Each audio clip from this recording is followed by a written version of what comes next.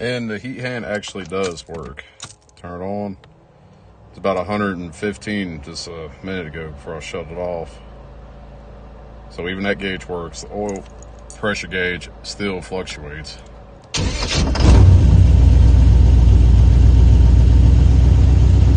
But it'll go down about 15, 20 pounds and it'll fluctuate here and there. I popped off the valve cover cap and it's giving good oil pressure. Alright guys, I don't know if you can hear it or not, but it's talking and it's smoking like a son of a bitch. I changed the oil right before I went to Jake's. We done a little tuning here and there and it's running an hour out and all of a sudden it started hearing connected. And you see it. Alright boys and girls, I just blew it up. It's coming up the hill that I normally do 80 or 90 on the S10. Got about 10 mile an hour and I lifted a little and it seized.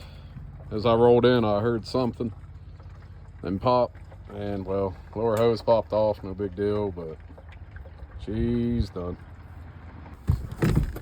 This thing was locked up earlier.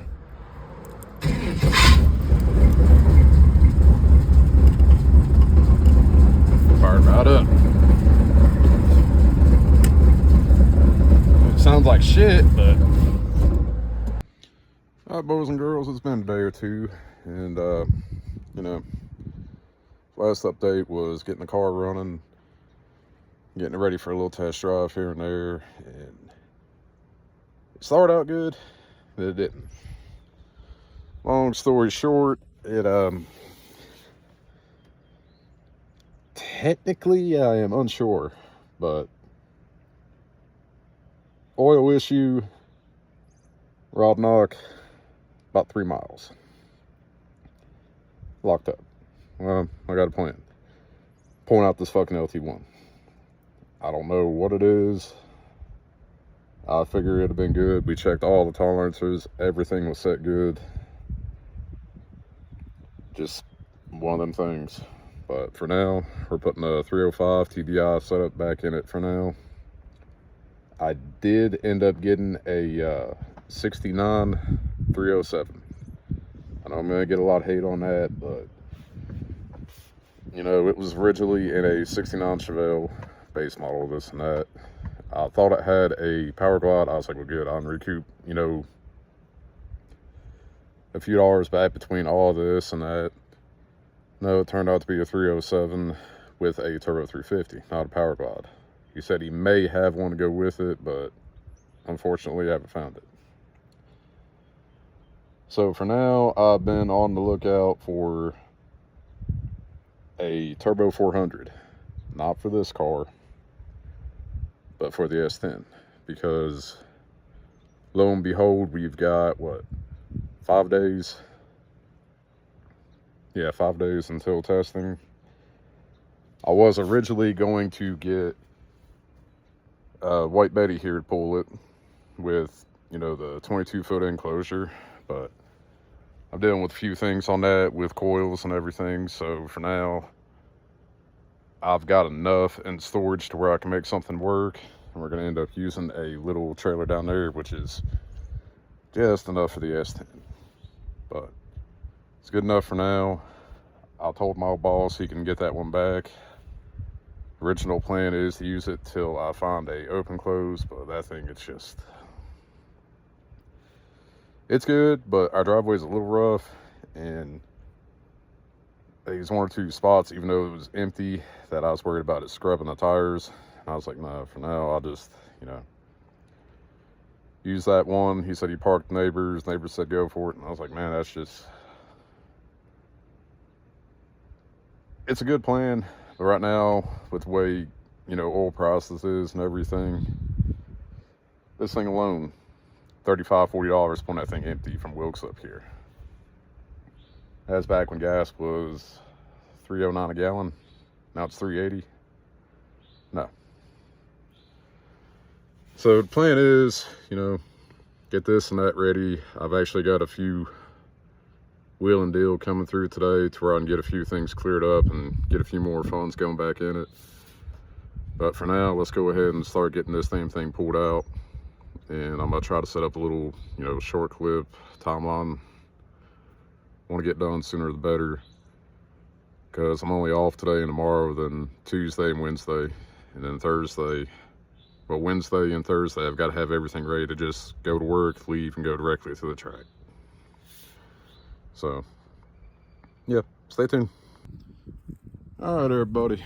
Well, let's just say I spent 5 minutes talking to this thing and did not realize I did not have it on record or anything. So, dumbass move there. But everything is off of it, ready to come out. I did leave these spark plugs in, at least until I get it lifted up.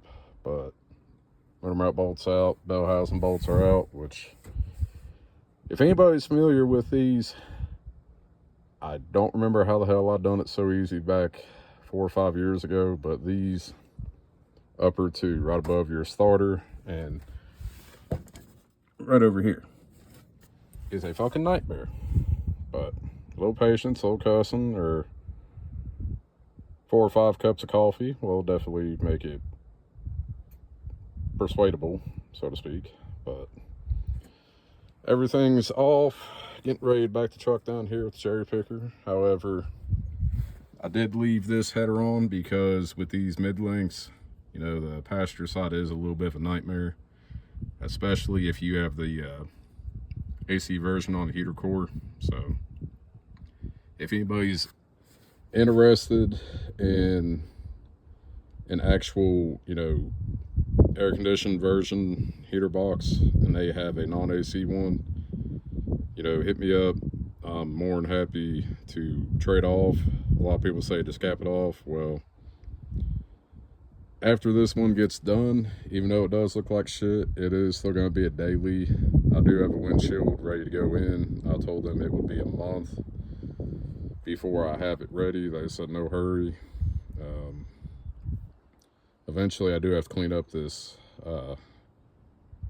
wiring special. Let's just say when I had somebody, you know, helping me on it and they was like, here, drop it off, I'll do it. Yeah, didn't realize all this wiring was this fucking bad. But you know, you get what you pay for, and sadly enough, that's the way it goes. However, this motor, I didn't get what I paid for it.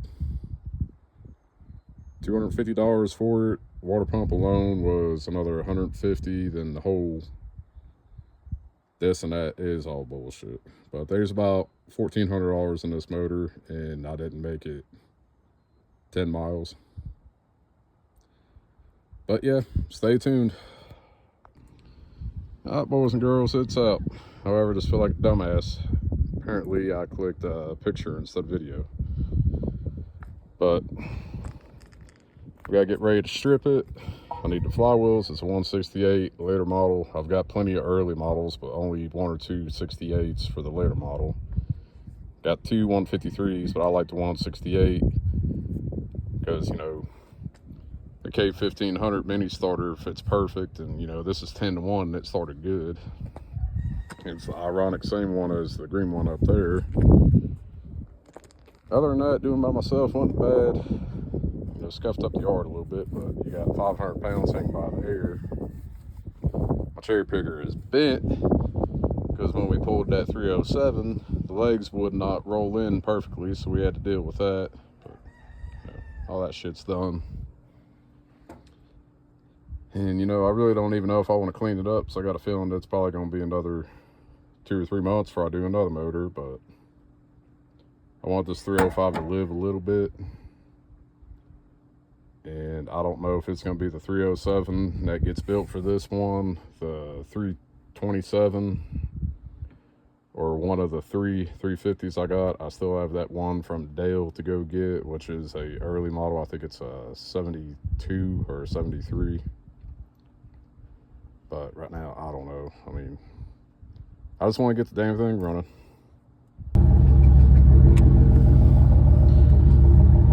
Yeah, ain't good.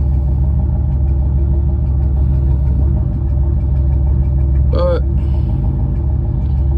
all's well ends well. Alright guys, I just dropped the pan, and she is full.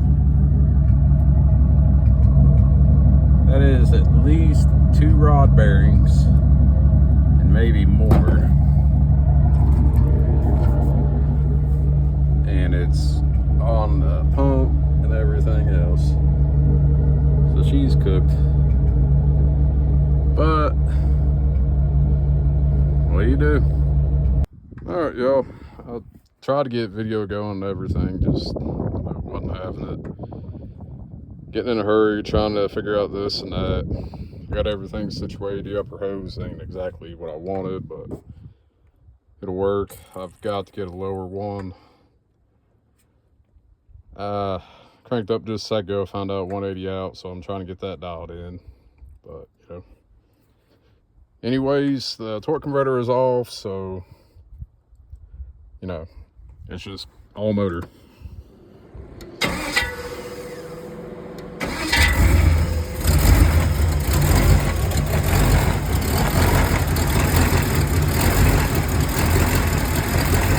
Bad for secondary first start or whatever you want to do. Do have a mechanical oil gauge now.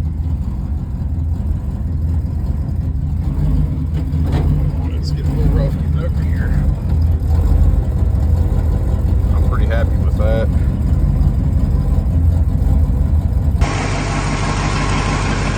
$15 initial. Leading to cool it a little bit. 40 pounds, 180 degrees. Funny thing is, look at the electric oil gauge.